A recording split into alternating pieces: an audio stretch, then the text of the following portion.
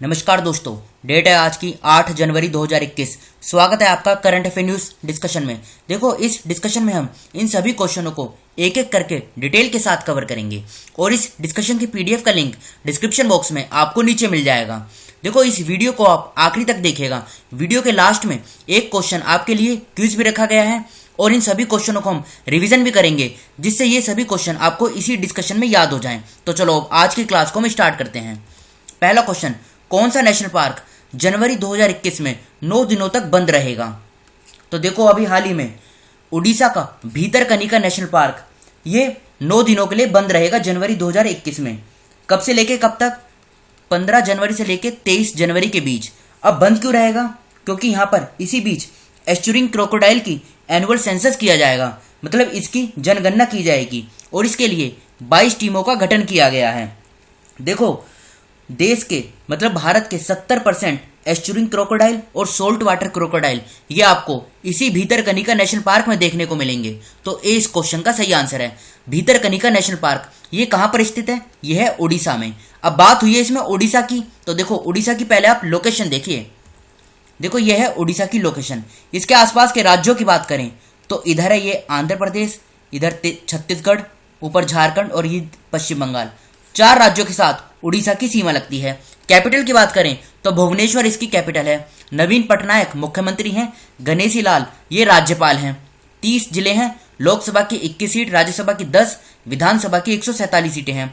कटक में इसकी हाईकोर्ट है, जहां के मुख्य न्यायाधीश एस मुरलीधर हैं। इनको भी हाल ही में नियुक्त किया गया है। कुछ इंपोर्टेंट नेशनल पार्क भी हैं यहाँ पे, जैसे Bhitarkanika national park, Similipal national park, गहीर माता wild life sanctuary, Satkosia George wild life sanctuary. ये सभी नेशनल पार्क और सेंचुरी ये उड़ीसा में स्थित हैं। किस राज्य सरकार ने राज्य में एमबीबीएस और बीडीएस इंटर्न का मासिक भत्ता बढ़ाया है? तो देखो, भी हाल ही में उत्तर प्रदेश की सरकार ने उत्तर प्रदेश राज्य के अंदर वो स्टूडेंट जो सरकारी इंस्टीट्यूट, कॉलेजेस और यूनिवर्सिटी से एमबीबीएस और बीडीएस कर रहे हैं, इनका जो मासिक भत्ता है इसे बढ़ा दिया गया है। मतलब इनके इंटर्न का पहले कितना था? पहले था ये 7500 रुपये और अब इसे बढ़ाकर कितना कर दिया है? 12,000 रुपये।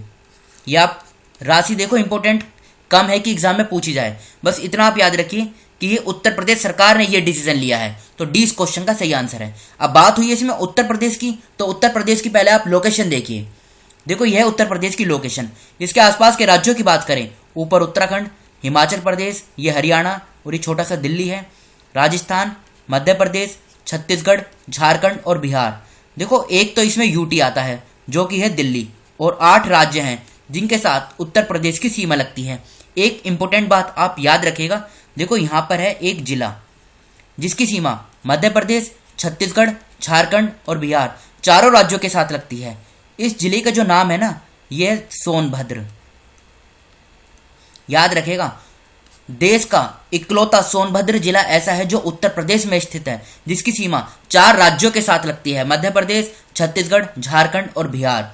अब उत्तर प्रदेश की बात हुई है तो उत्तर प्रदेश की पहले आप कैपिटल देखिए। देखो, कैपिटल है इसकी लखनऊ। मुख्यमंत्री कौन है? योगी आदित्यनाथ। गवर्नर कौन है? आनंदीबेन पटेल। 75 जिले हैं, लोकसभा की 80 सीट, राज्यसभा की 31, विधानसभा की 403, विधान परिषद की 100 सीटें हैं। ये सभी सीटें दूसरे राज्य के कंपैरिजन में उत्तर प्रदेश में सबसे ज्यादा हैं। इलाहाबाद में इसकी हाईकोर्ट है और गोविंद माथुर ये मुख्य न्यायाधीश हैं। National park Dudhwa national park है और पीलीभीत टाइगर रिजर्व ये दोनों उत्तर प्रदेश में स्थित हैं। किस शहर में खेलो इंडिया आइस हॉकी टूर्नामेंट शुरू हुआ है? तो देखो, भी हाल ही में लद्दाख के कारगिल में एक जगह है, नाम क्या है? चिकतन। यहीं पर ये खेलो India ice hockey tournament start हो गया है। कब से? 6 जनवरी से यह स्टार्ट हो चुका है और इसमें देखो टोटल 13 टीमें पार्टिसिपेट कर रही हैं, जिसमें से 11 टीमें मेंस की हैं और 2 टीमें वुमेन्स की हैं। ये तो कम ही पूछा जाएगा, लेकिन ये पूछा जा सकता है कि खेलो इंडिया आइस हॉकी टूर्नामेंट ये कहाँ पर इसका आयोजन हुआ? तो देखो, ये हुआ है कहाँ पर? कारगिल में। देखो, यहाँ पे कारगिल दिया गया है। आपको ऐसे भी पूछा जा सकता है कि किस राज्य या यूटी में हुआ है, तो ये देखो लद्दाख भी आप याद रखेगा, लद्दाख में है कारगिल। वहां पर खेलो इंडिया आइस हॉकी टूर्नामेंट का आयोजन स्टार्ट हो गया है। अब ये कारगिल लद्दाख में है, तो लद्दाख की पहले आप लोकेशन देखिए। देखो, यह है लद्दाख की लोकेशन। इसके अगर हम आसपास के राज्य और केंद्र शासित प्रदेश की बात करें तो ये इधर जम्मू कश्मीर है और हिमाचल प्रदेश है। सिर्फ इसी के साथ लद्दाख की सीमा लगती है। देखो लद्दाख और जम्मू कश्मीर को 2019 में 31 अक्टूबर 2019 को ये केंद्र शासित प्रदेश बनाए गए थे। लद्दाख की कैपिटल लेह है। यहाँ पर 2 जिले हैं, एक लेह और कारगिल। यहाँ के लेफ्टिनेंट गवर्नर कौन है? राधा कृष्णा माथुर। देखो एक अभी हाल ही में चीफ जस्टिस नियुक्त किए गए हैं। जम्मू कश्मीर और लद्दाख की कॉमन हाई कोर्ट है, उसी के नाम क्या है? पंकज मित्तल। फिर से बोलता हूँ, पंकज मित्तल को लद्दाख और जम्मू कश्मीर हाई कोर्ट का चीफ जस्टिस अपॉइंट किया गया है। अब बढ़ते हैं हम अगले क्वेश्चन की तरफ। सरकार ने किस राज्य में राजमार्ग नेटवर्क के उन्नयन क्या है यानी अपग्रेडिंग के लिए एनडीबी के साथ 2 ऋण समझौते पर हस्ताक्षर किए हैं? तो अभी हाल ही में सरकार ने आंध्र प्रदेश राज्य में राजमार्ग नेटवर्क के उन्नयन यानी अपग्रेडिंग के लिए एनडीबी के साथ 2 ऋण समझौते पर हस्ताक्षर किए हैं। देखो इसमें राजमार्ग नेटवर्क और जिला सड़क नेटवर्क के अपग्रेडिंग के लिए ये एग्रीमेंट साइन किया गया है। कितने का? $646 मिलियन का। यह आप याद रखेगा, 646 मिलियन अमेरिकी डॉलर का। तो सी इस क्वेश्चन का सही आंसर है, आंध्र प्रदेश। अब देखो इसमें ये जो 2 योजनाएं हैं ना, मतलब 2 लोन एग्रीमेंट जो साइन किए गए हैं, पहला तो है आंध्र प्रदेश के अंदर सड़क और पुल का पूर्ण निर्माण करना। दूसरा क्या है? आंध्र प्रदेश के अंदर मंडल कनेक्टिविटी और ग्रामीण कनेक्टिविटी में सुधार करना। अब बात हुई है इसमें आंध्र प्रदेश की, तो इसकी लोकेशन देखिए पहले आप। यह है आंध्र प्रदेश की लोकेशन। आसपास के राज्यों की बात करें, ये इधर उड़ीसा है, इधर छत्तीसगढ़, तेलंगाना, कर्नाटका और तमिलनाडु, इनके साथ आंध्र प्रदेश की सीमा लगती है। आंध्र प्रदेश की अगर हम कैपिटल की बात करें तो हैदराबाद इसकी कैपिटल है। वाईएस जगन मोहन रेड्डी ये कौन है? ये मुख्यमंत्री हैं। विश्व भूषण हरिचंदन ये राज्यपाल हैं। 13 जिले हैं, लोकसभा की 25 सीट, राज्यसभा की 11, विधानसभा की 175 सीट, विधान परिषद की 58 सीटें हैं। अमरावती में इसकी हाई कोर्ट है। देखो अमरावती जो है ना, ये लेटेस्ट हाई कोर्ट है। भारत में टोटल 25 हाई कोर्ट है और जो 25वीं बनाई गई थी ये अमरावती बनाई गई है, जहां के मुख्य न्यायाधीश अभी हाल ही में बने हैं कौन? अरूप कुमार गोस्वामी। बात करें नेशनल पार्क की तो Papi Kondalu national park, Nagarjuna Srisailam sanctuary, ये इंपॉर्टेंट है, एग्जाम में पूछा जाता है। कोरिंगा वाइल्ड लाइफ सेंचुरी और रोलापड्डू वाइल्ड लाइफ सेंचुरी, ये सभी नेशनल पार्क और सेंचुरी ये आंध्र प्रदेश में स्थित हैं। किस राज्य में भारत के पहले फायर पार्क का उद्घाटन किया गया है?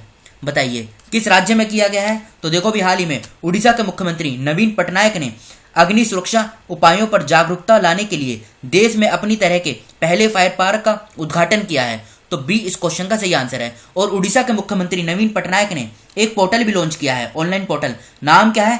नाम है इसका देखो अग्निशामा सेवा। अग्निशामा सेवा इसका नाम है इस पोर्टल का, इसको लॉन्च किया गया है। और ये जो फायर पार्क है ना, ये कहाँ पर मतलब इसको इस्टेब्लिश किया गया है? उड़ीसा की कैपिटल भुवनेश्वर में।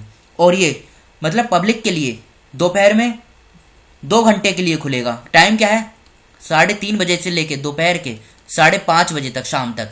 याद रखेगा। ये तो खैर ये जो न्यूज़ है ये इतनी इंपॉर्टेंट नहीं है कि किस टाइम में खुलेगा, बस इतना याद रखिए कि ये उड़ीसा के भुवनेश्वर में इसका उद्घाटन किया गया है फायर पार्क का, जो देश का पहला फायर पार्क है। और उड़ीसा के बारे में हमने फर्स्ट क्वेश्चन में डिटेल के साथ कवर किया था। अब अगले क्वेश्चन की तरफ चलते हैं। किस राज्य में सरकारी कार्यालयों को ग्रीन घोषित किया जाएगा? देखो केरल के अंदर वो गवर्नमेंट ऑफिसेज और पीएसयू क्या नहीं, सार्वजनिक उपक्रमों, ये अपने जो दिनचर्या है यानी नॉर्मल डेज की लाइफ में मतलब ये प्लास्टिक को अवॉइड करते हैं, प्लास्टिक का यूज़ नहीं करते हैं और उन आर्टिकल को यूज़ करने के लिए एंकरेज करते हैं जिनको रीयूज़ किया जा सके और उनका रिसाइकल किया जा सके। तो इन्हीं एक्टिविटी को देखते हुए टोटल केरला के अंदर ऐसे 10,000 इंस्टीट्यूट हैं, गवर्नमेंट ऑफिस और पीएसयू हैं, जिनको 26 जनवरी 2021 को यानी रिपब्लिक डे के मौके पर इनको ग्रीन टैग दिया जाएगा। तो इस क्वेश्चन का सही आंसर है केरला।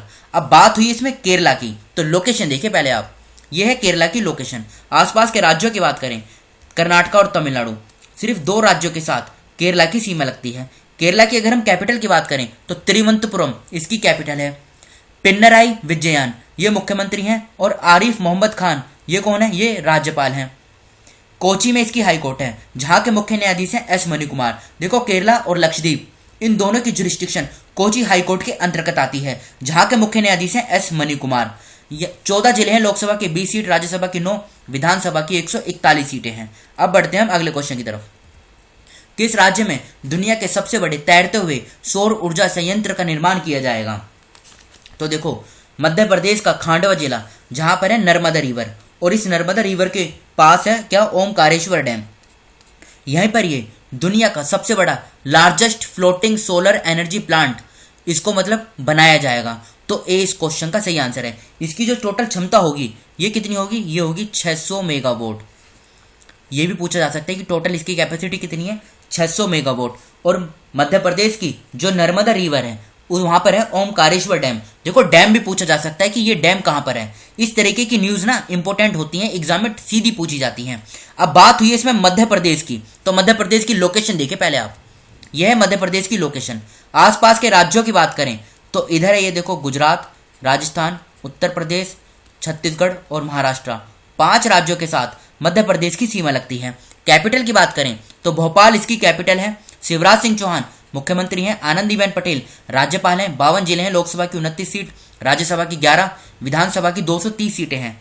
जबलपुर में इसकी हाई कोर्ट है, जहां पर अभी रिसेंटली मुख्य न्यायाधीश अपॉइंट किए गए हैं। कौन, मोहम्मद रफीक। पहले ये उड़ीसा के मुख्यमंत्री थे, अब इन्हें मध्य प्रदेश की जो हाई कोर्ट है जो जबलपुर में बेस्ड है, यहाँ पर इनको मुख्य न्यायाधीश अपॉइंट किया गया है।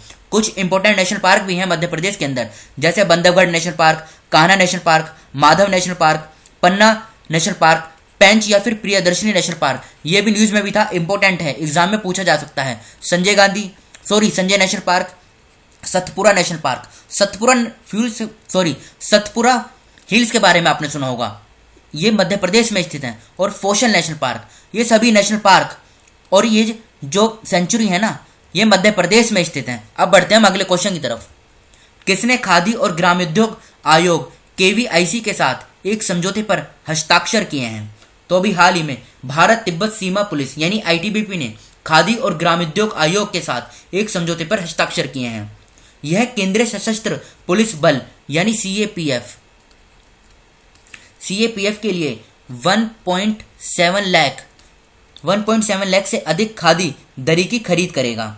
और देखो ये लागत तो इंपॉर्टेंट नहीं है कि कितनी पूछी जाएगी, बस इतना आप याद रखिएगा कि आईटीबीपी ने ये साइन किया है। आईटीबीपी की बात करें, इंडो तिब्बतन बॉर्डर पुलिस, ये इसका पूरा नाम है। और गठन कब हुआ था? ये हुआ था 24 अक्टूबर 1962 में। ये डेट याद रखेगा आप, ये आगे की डेट याद रखेगा 1962। ये पूछा जा सकता है कि आईटीबीपी को कब फॉर्म किया गया था। ऑप्शन में दिया जा सकता है 1990 और उस ऑप्शन में भी होगा 1962, तो वही इस क्वेश्चन का सही आंसर होगा। हेडक्वार्टर नई दिल्ली में है। डायरेक्टर जनरल कौन है? एसएस देशवाल।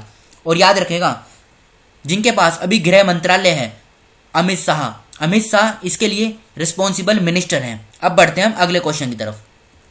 महाराष्ट्र में मराठी पत्रकारिता दिवस कब मनाया जाता है? देखो 6 जनवरी 1832 में 6 जनवरी 1832 को मराठी पत्रकारिता के पिता के रूप में जाने वाले बाल शास्त्री जंभेकर, फिर से बोलता हूँ, बाल शास्त्री जंभेकर, इनको मराठी पत्रकारिता के पिता के रूप में जाना जाता है। और इन्होंने जब पहला अपना समाचार पत्र दर्पण शुरू किया था, तभी से इसे 6 जनवरी को बनाया जाता है मराठी जर्नलिज्म डे। तो डेट क्या है? 6 जनवरी, याद रखेगा। अब बढ़ते हैं हम अगले क्वेश्चन की तरफ। देश के सरकारी अस्पतालों में मेडिकल ऑक्सीजन जनरेशन प्लांट लगाने के लिए पीएम केयर्स फंड ट्रस्ट लगभग कितने रुपए का आवंटन कर रहा है? तो देखो देश के सरकारी अस्पतालों में मेडिकल ऑक्सीजन जनरेशन प्लांट लगाने के लिए पीएम केयर्स फंड ट्रस्ट लगभग कितना, 201 करोड़ रुपए का आवंटन कर रहा है। 20 क्वेश्चन का सही आंसर है। देखो इसमें इंपॉर्टेंट है ये पीएम केयर्स फंड, ये है क्या? देखो इसका पूरा नाम है prime ministers citizen assistance and relief in emergency situation fund. इसको क्रिएट किया गया था 28 मार्च 2020 को। ये डेट याद रखेगा, कब? कोविड-19 सिचुएशन के बीच में इसको, कोविड-19 की जो महामारी है इसको एड्रेस करने के लिए इस फंड को क्रिएट किया गया था। तो ये थे हमारे आज के करंट अफेयर। अब देखो ये रिवीजन क्यूज है जो आपके लिए रखा गया है।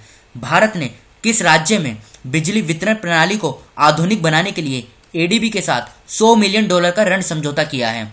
तो देखो इसका आंसर आपको कमेंट बॉक्स में खुद से बताना है। पहले इस क्वेश्चन को आप अच्छे से पढ़िएगा, फिर इसका आंसर दीजिएगा कमेंट बॉक्स में खुद से। अब देखो जो क्वेश्चन हमने अभी तक डिस्कस किए हैं उनको हम रिवीजन कर लेते हैं एक बार। सबसे पहले कौन सा नेशनल पार्क जनवरी 2021 में 9 दिनों तक बंद होगा? बताइए। तो यह है देखो भीतरकनिका नेशनल पार्क। कहाँ पर है ये भीतरकनिका नेशनल पार्क? उड़ीसा में स्थित है। दूसरा क्वेश्चन, किस राज्य सरकार ने राज्य में एमबीबीएस और बीडीएस इंटर्न का मासिक भत्ता बढ़ाया है? तो यह है उत्तर प्रदेश ने। किस शहर में खेलो इंडिया आइस हॉकी टूर्नामेंट शुरू हुआ? तो ये कहाँ पर हुआ? कारगिल में, जो है लद्दाख में। सरकार ने किस राज्य में राजमार्ग नेटवर्क के उन्नयन के लिए एनडीबी के साथ 2 ऋण समझौते पर हस्ताक्षर किए हैं? तो आंसर होगा आंध्र प्रदेश। किस राज्य में भारत के पहले फायर पार्क का उद्घाटन किया गया है? उड़ीसा। किस राज्य में सरकारी कार्यालयों को ग्रीन घोषित किया जाएगा, मतलब ग्रीन टैग घोषित किया जाएगा? तो यह है केरला। 7th क्वेश्चन, किस राज्य में दुनिया के सबसे बड़े तैरते हुए सौर ऊर्जा संयंत्र का निर्माण किया जाएगा? तो यह है मध्य प्रदेश में। किसने खादी और ग्रामोद्योग आयोग केवीआईसी के साथ एक समझौते पर हस्ताक्षर किए हैं? तो ये क्या है? ITBP, Indo Tibetan border police. Maharashtra में मराठी पत्रकारिता दिवस कब मनाया जाता है? तो ये मनाया जाता है 6 जनवरी को। देश के सरकारी अस्पतालों में मेडिकल ऑक्सीजन जनरेशन प्लांट लगाने के लिए पीएम केयर्स फंड ट्रस्ट लगभग कितने रुपए का आवंटन कर रहा है? तो यह है 201 करोड़ रुपए का। तो देखो ये थी हमारी आज की डिस्कशन। फिलहाल इस डिस्कशन को हम यहीं पर रोकते हैं। Thank you.